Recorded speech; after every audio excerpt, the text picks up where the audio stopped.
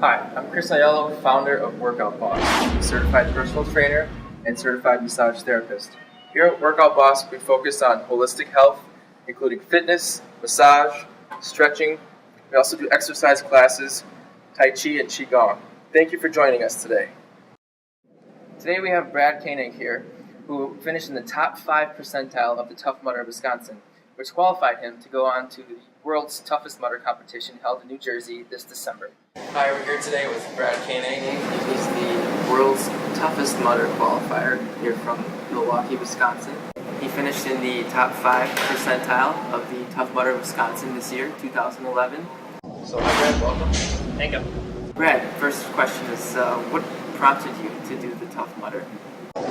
My brother-in-law introduced me to it last year when they first introduced her coming to Wisconsin, and I thought it was kind of a unique opportunity to try it out, something that just running a marathon or doing, the activities and the obstacles were intriguing. So I figured, what the heck, let's try it. A little bit more challenging, a little bit more fun than just a regular old race. Yep. And Brad, what was your finish time that qualified you for the world's toughest mudder?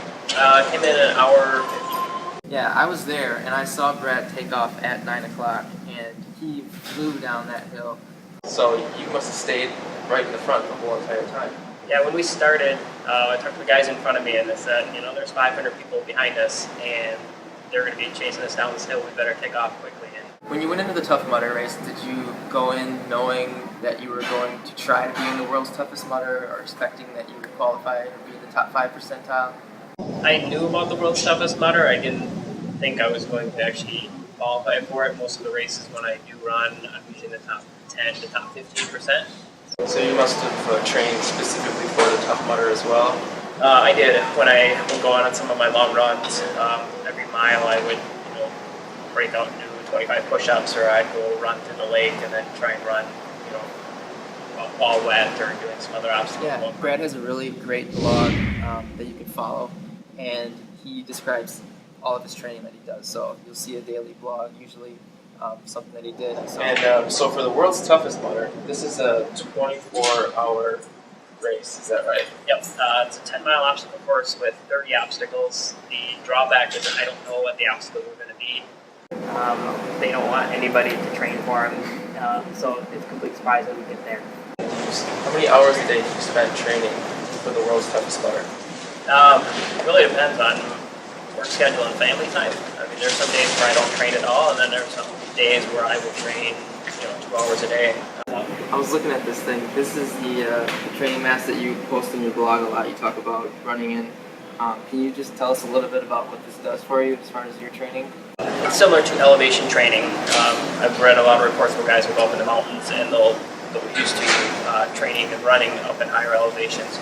Strengthens your lungs because you have thinner oxygen, and it helps you, when you come back down to normal elevation, it helps you on your long runs and helps you by your breathing. So there's 3 levels of intensity I can add to this, and I'll go out and run. The most I run is 9 miles with this mask on, and it restricts your breathing up to 50%. So we think about just doing 9 miles of this and then 9 miles without it.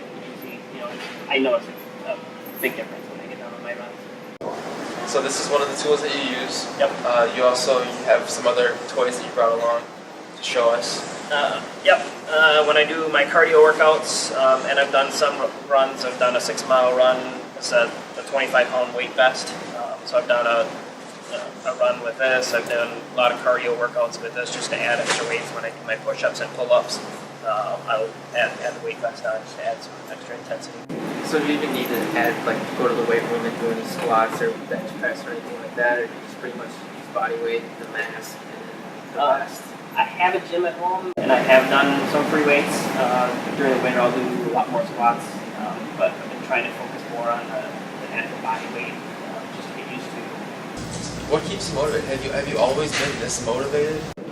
Is this something that you're just born with, or is it something that you're trying to prove to somebody or yourself? Or no, I guess I'm not really looking to prove anything. I've always been pretty motivated. I like to set goals for myself just to, because otherwise, what fun is life? You gotta look forward to something. So, how have you changed your training for the world's toughest mother versus just the Tough Mudder competition and a marathon? Well, a marathon, I think it's easy at this point. I mean, you don't focus on, I should say easy, but it's mostly just running. So I can do a long run on the weekend and sprint intervals during the week. With the Tough Mudder, you have to add in a lot more cardio, and I've been adding in a lot more strength training for upper body strength as well. Can you really prepare yourself though for a 24-hour race? I've read some articles online. I mean, I have a lot of friends that have just done 24-hour races, but it's just strictly running. There was one last weekend where they ran 24 hours around the track. So for me, it seems kind of boring, but for them, yeah, more power to them. Brad, do you have any future fitness goals for yourself set up already? For next year, I want to get more into the triathlons. The running's nice, but just having that variety. Probably do a couple sprints and maybe work on a half Ironman. And then 2 years from now, probably looking at doing a full Ironman. My last question for you is, if you could be any superhero, which superhero would you be? I guess probably I was intrigued by Spider-Man.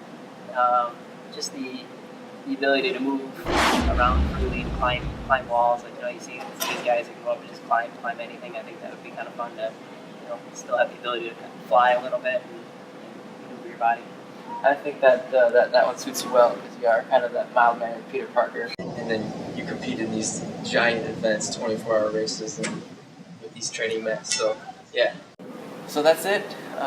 Just like to thank Brad for coming in today and taking some time away from his training and his family to answer some questions, and hopefully everybody got a little bit of motivation or some education on ways to train. We hope to have him back here after he competes in the World's Toughest Mudder and see how it went. Thanks a lot, Brad. Thank you. You can follow Brad's blog from our website and also his Twitter, and also be sure to follow @WorkOutBoss on Twitter and like us on Facebook. Have a great day and make this one count.